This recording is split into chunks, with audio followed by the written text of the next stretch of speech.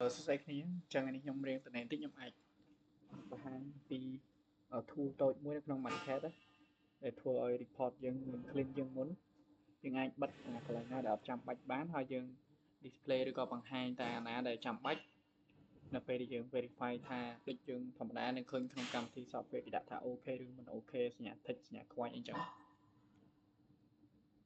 នៅក្នុង Market យើងក៏យើងអាចធ្វើបានដែរតែថាអានេះខ្ញុំមានតម្លៃ2យ៉ាង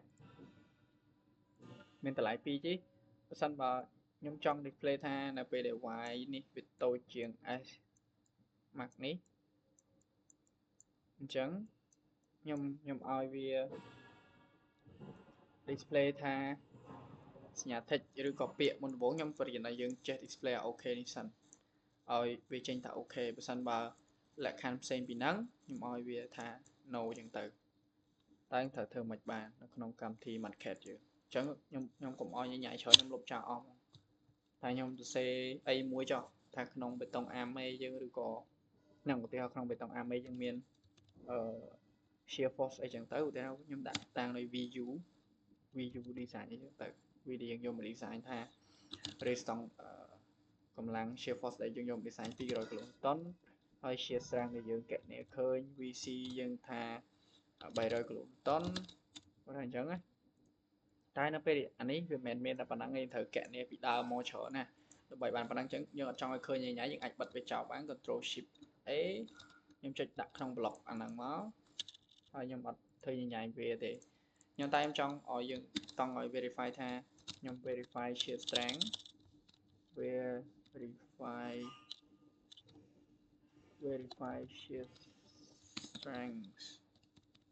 ឧទាហរណ៍ថាបើសិនបើខ្ញុំ verify ថា v បើសិនបើ v u យើងវាតូចជាងvc sorry vud យើងតូចជាង vc អញ្ចឹងយើងឲ្យវា display ថា OK នេះកន្លែងនេះខ្ញុំមានថាចេះមានថាបើអាហ្នឹងតូចជាងអានេះខ្ញុំឲ្យវា display OK បើសិនបើវាមិនមែនតូចជាងទេវាធំជាងខ្ញុំឲ្យ display វាថា no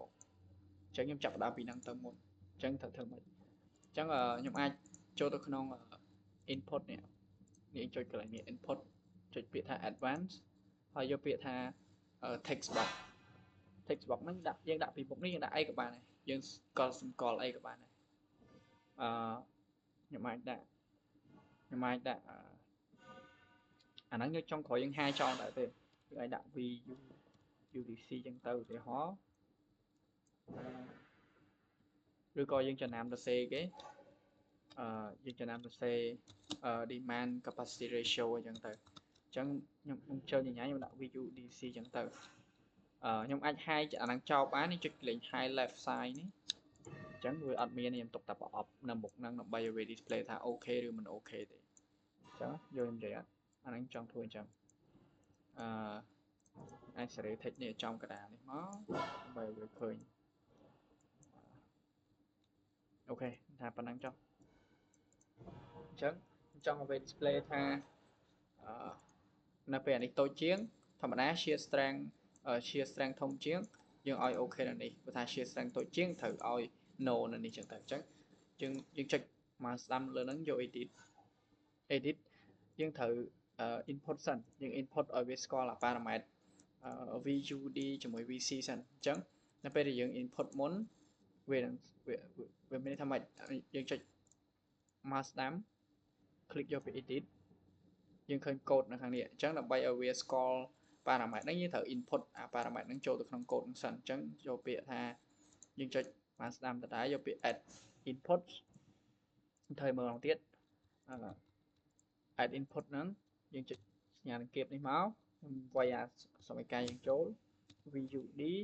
ជាមួយនឹង VC អញ្ចឹងទៅអញ្ចឹង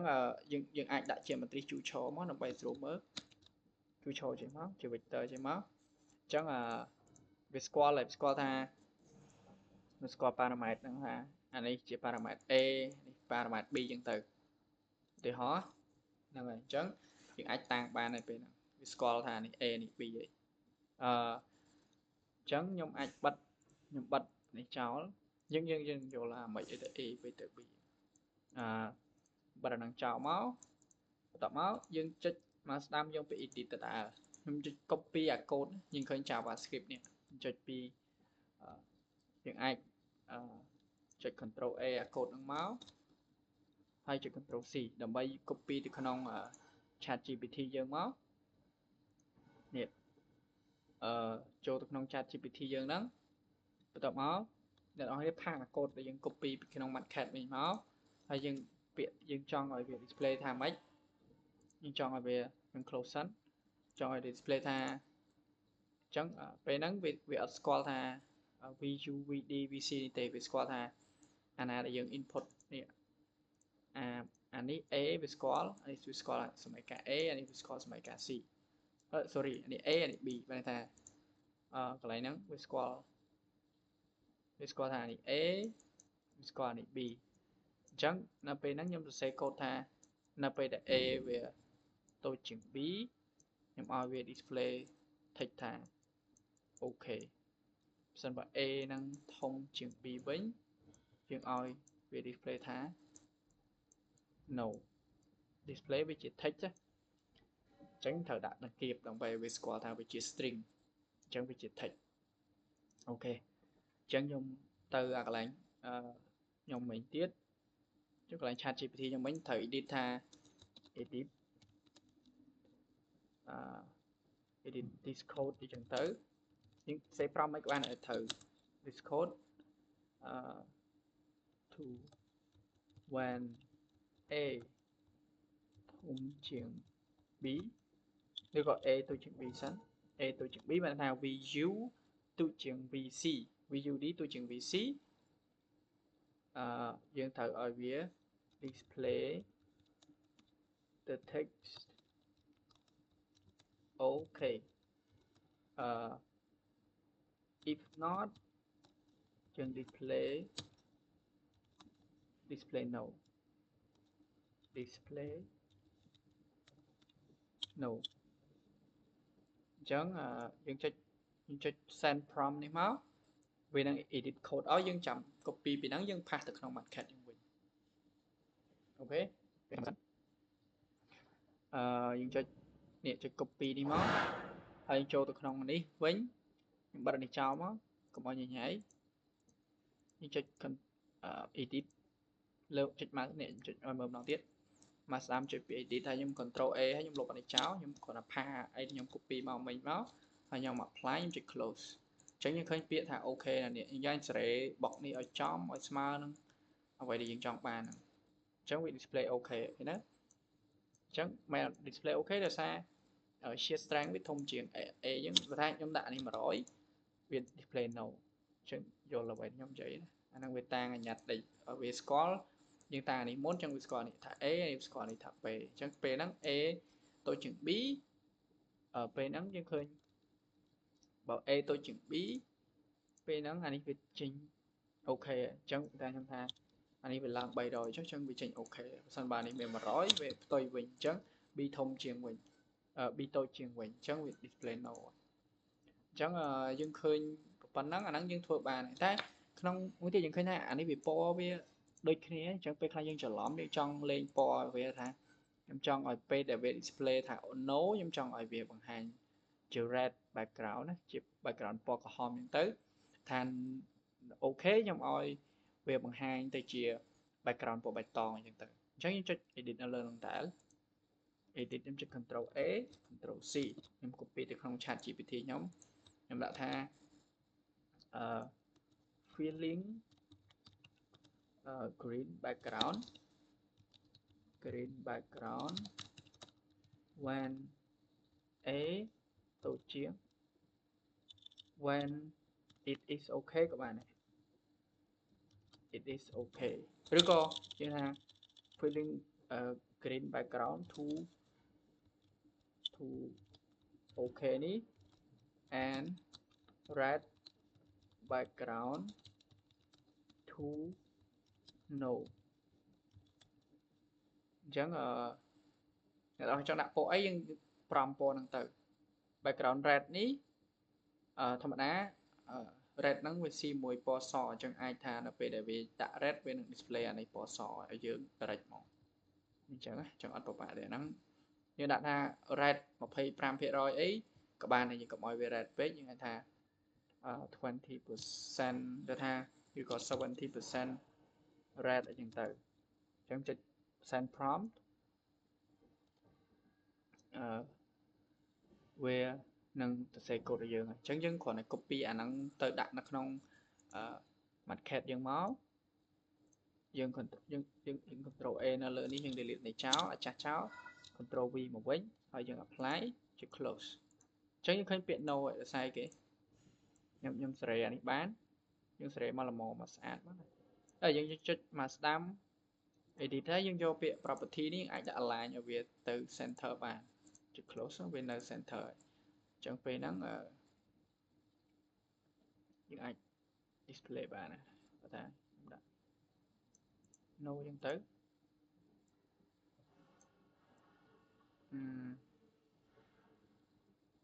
អូខេអានេះយើងអាចសេរីមកល្មមមកយើងពេញចិត្តមកណាខ្ញុំចូលចិត្តអាហ្នឹងចំកដាលអូខេខ្ញុំចូលចិត្តប៉ុណ្នេះអញ្ចឹងខ្ញុំចូលចិត្តប៉ុណ្ណឹងអញ្ចឹងនឹងអាចសេរីតាមនឹងបានអញ្ចឹងឃើញវា fill background ហើយបើសិនបើវាធំជាងវិញតែ VC ធំជាងវា fill green background ឲ្យយើងអញ្ចឹងឃើញថា green ហើយ red វាគួរណា tick OK នឹង no នេះពណ៌សអញ្ចឹងខ្ញុំអាច edit ថែមទៀតខ្ញុំ copy ថែមទៀតចុច control A control C ខ្ញុំផាននៅក្នុង ChatGPT យើងមកដាក់ថា edit text OK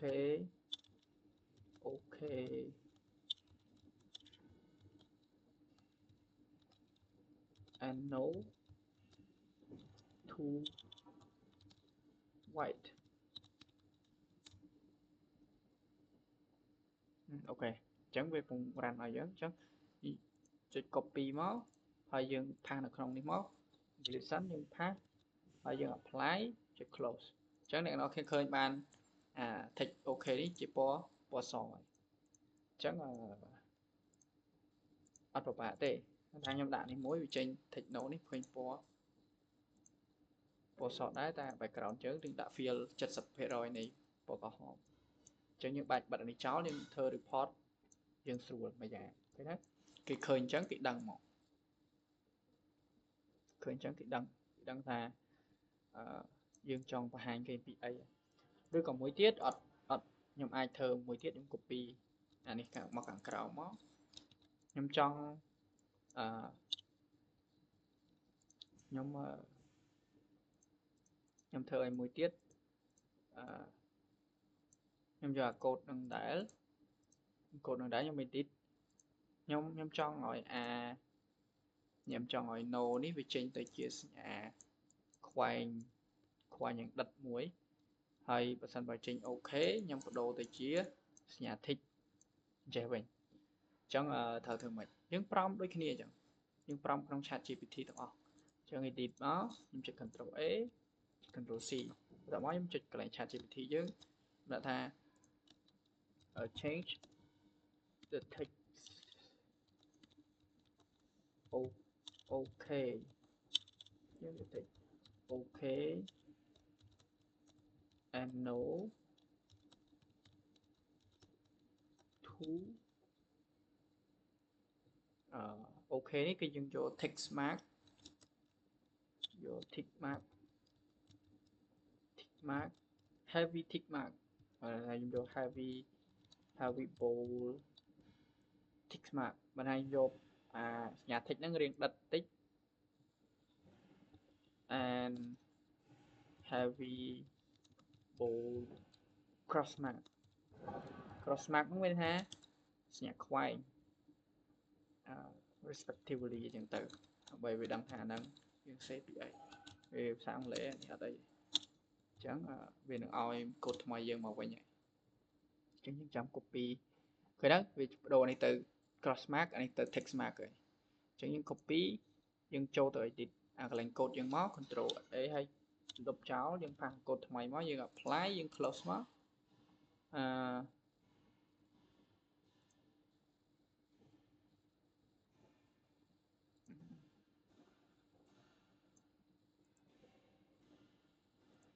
បើក្នុងករណីដែលវាអត់ support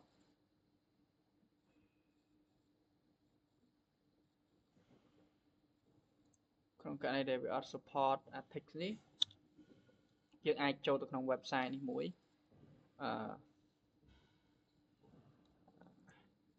មែនវាអត់ចាំតិចខ្ញុំ copy នេះមកវិញខ្ញុំសុំប្រមអានេះម្ដងទៀតណាមិញប្រហែលជាអាច error តិចតួចខ្ញុំសុំប្រមអាហ្នឹងម្ដងទៀតខ្ញុំប្រមខ្ញុំហៅថា change okay text នេះ change text okay to tick mark and no to cross mark ចឹងចុច enter ម្ដងទៀតខ្ញុំតេស្តមើលម្ដងទៀតអូខេចឹងគឺថានេះវាស្គាល់ហើយខ្ញុំអាច copy ចុចលុបនេះចោលចុចនេះ apply មកអូខេចឹងឃើញវាស្គាល់ហើយចឹងពេលហ្នឹងយើងបាន report មួយ standard នៅពេលដែលខ្ញុំដាក់ display នេះ300ចេញ tick តែនេះ200វាចេញ cross mark ចឹងអានេះគឺជា concept ដែលយើងធ្វើចឹងចង់ដាក់អីទៀតក៏បានដែរហ្នឹងចង់ display អីទៀតក៏បានដែរចឹងអ្នកទាំងគ្នាអាចតេស្តអាហ្នឹងថែមទៀតទៅអូខេចឹងវីដេអូហ្នឹងមានប៉ុណ្ណឹងសង្ឃឹមថាអ្នកនរគ្នាបានប្រយោជន៍ពីវីដេអូហ្នឹងអរគុណ